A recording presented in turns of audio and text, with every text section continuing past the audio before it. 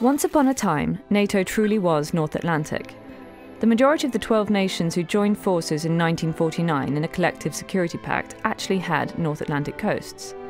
Adding Turkey and Greece in 1952 is a bit of a stretch, but for 40 years, the club maintained a geographic logic and a geopolitical purpose, even if it was crudely to keep the Germans down, the Russians out, and the Americans in.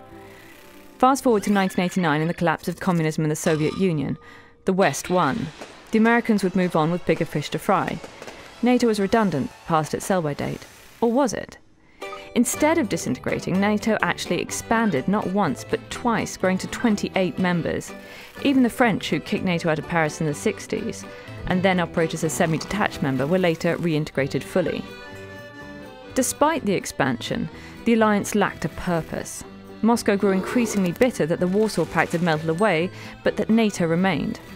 What's more, it was encroaching on Russia's borders with partnership deals with former Soviet republics. Kosovo and Afghanistan gave NATO a second wind at the turn of the century, although Kabul is a full 5,000 miles from the North Atlantic. Sundry peacekeeping roles in the campaign to topple Gaddafi in Libya have sustained it more recently. But things come full circle, unexpectedly. At its summit in Wales, and for the first time in 25 years, alliance leaders will be forced to focus on NATO's core function, the defence of Europe against the unpredictable bear, Russia.